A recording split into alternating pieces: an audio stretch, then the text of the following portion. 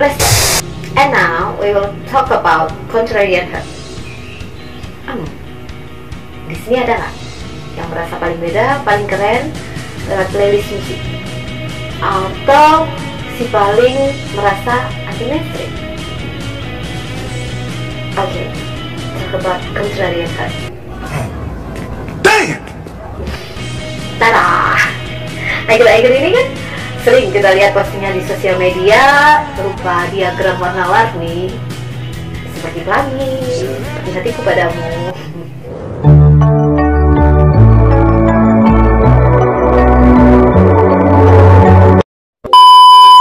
Dengan beberapa jenis musik tertentu beserta persentase jenis musik mana yang paling sering didengar dan diputar oleh orang-orang yang masuk dan mendengarkan musik tertentu.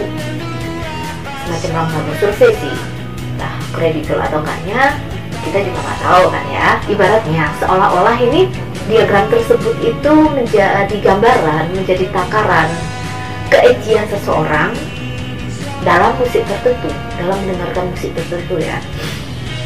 Kebanyakan mereka menganggap playlist musik yang lebih sedikit diputar nih ya, itu mereka menganggapnya keren, berbeda, dan anti mainstream.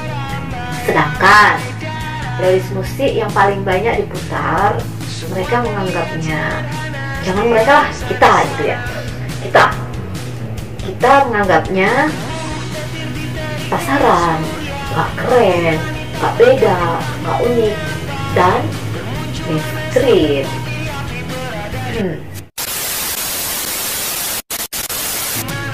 Jadi ini perspektif seorang artis.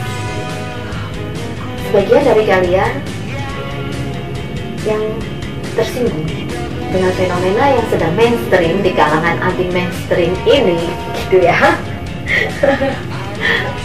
Ya udah, biarin aja, cuekin aja, dan gak usah ngelawan gitu. Karena balik lagi ke konsep dan arti musik itu sendiri. Musik itu balik lagi ke selera masing-masing, kenyamanan versi masing-masing. Kita hanya bagaimana saling menghargai, mencoba menyeiramakan, seirama dalam musik, meskipun dengan berbagai istilah dan selera. Toh ya, meskipun kalian memperdebatkan ini gitu, karena nggak penting juga, nggak faedah, dan juga kalian nggak akan dinobatkan menjadi duta pembela musik mainstream misalnya ya, ataupun duta pembela musik anti mainstream. Malah kamu juga, ya nggak sih? It's not important thing. Dan buat kalian yang merasa paling anti mainstream, ya mungkin menurut kalian itu adalah suatu perlawanan, sebuah bentuk perlawanan terhadap musik yang kalian anggap atau yang kita anggap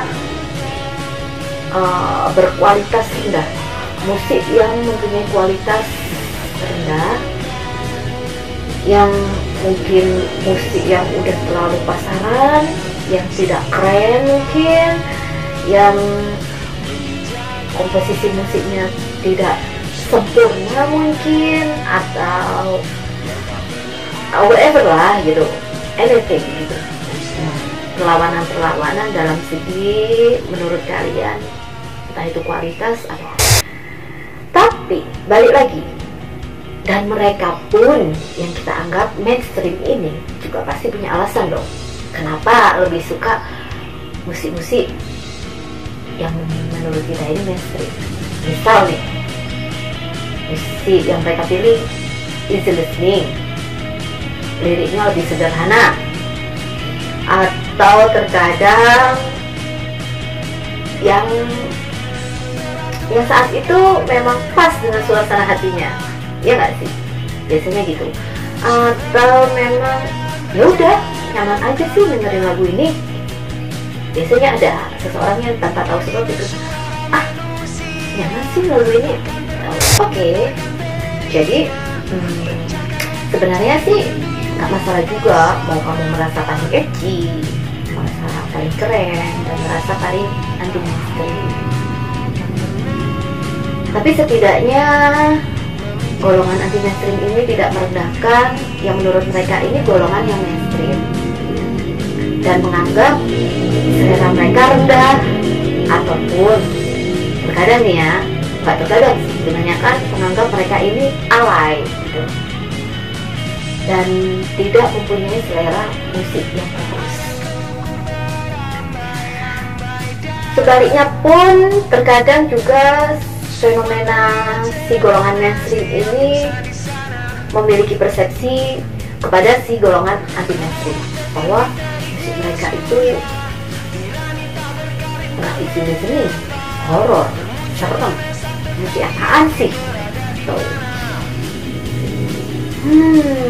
but the question is, pertanyaannya adalah, penting gak sih dengan sebutan mainstream, penikmat musik mainstream dan anti mainstream ini? Apakah perlu kita dinobatkan sebagai penikmat musik mainstream, penikmat musik anti mainstream? Gak faedah kan? Ya kan? Toh pada akhirnya hanya menjadi pemicu sebuah konflik dengan kita menganggap golongan mainstream ini berselera rendah, pasaran nggak keren, nggak beda, dan akhirnya menjadi pemicu timbal balik tanggapan yang sinis dari golongan mainstream. What the fuck? Oke, bahwa sebenarnya selera musik kita yang sedang tidak baik-baik saja, seperti itu. Jadi menghargai dalam musik itu hanya sebatas wacana, karena kalau fenomena seperti ini terus, toleransi dalam bermusik, kebebasan dalam bermusik hanya akan menjadi wacana, karena akan berterusan dari golongan yang anti mainstream ini menganggap selera mereka buruk, dan sebaliknya si golongan mainstream pun merasa selera si yang paling anti mainstream ini adalah selera musik yang tidak bisa dinikmati. Akan siklusnya seperti itu, dan akan terus menjadi perdebatan, pemicu konflik, dan akan menjadi kesenjangan dalam musik itu sendiri.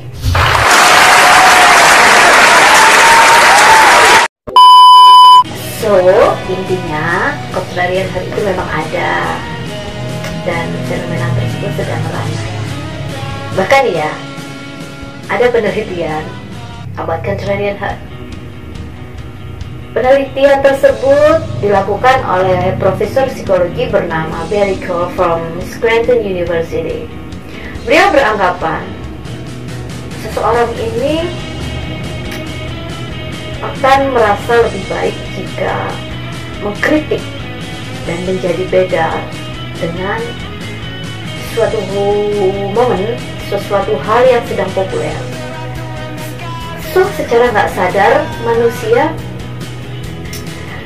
memiliki pemikiran untuk menjadi autentik, untuk menjadi unik, agar terlihat keren. Dan nggak salah sih dengan asumsi tersebut. Kesimpulannya, mau kalian golongan yang mainstream, mau kalian golongan yang anti mainstream, gitu ya, semua itu hanya perspektif belaka dari sudut pandang kalian masing-masing. Dan kita nggak akan memaksa seseorang untuk menyukai jenis musik tertentu, karena hanya mereka sendiri yang mampu menemukan kenyamanan di mana musik tersebut mampu membuat mereka nyaman.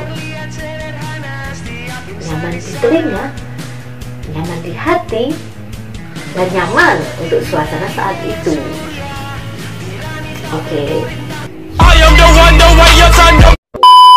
Oke, jadi semua asumsi tersebut ya harusnya memang kita maklumi saja. Karena sebagai manusia, kita harus memanusiakan manusia lainnya.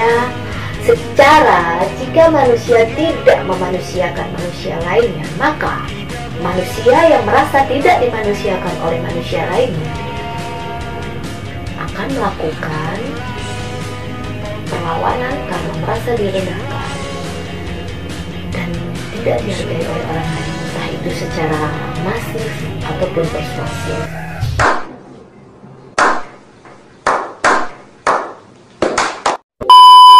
Intinya, yuk sama belajar dari diri kita sendiri. Karena semua dimulai dari diri kita sendiri, bukan orang lain. Perbaiki diri sendiri, introspeksi diri sendiri, belajar dimulai dari diri sendiri. Oke? Masih di MA Tris. See you on next talk. Bye bye.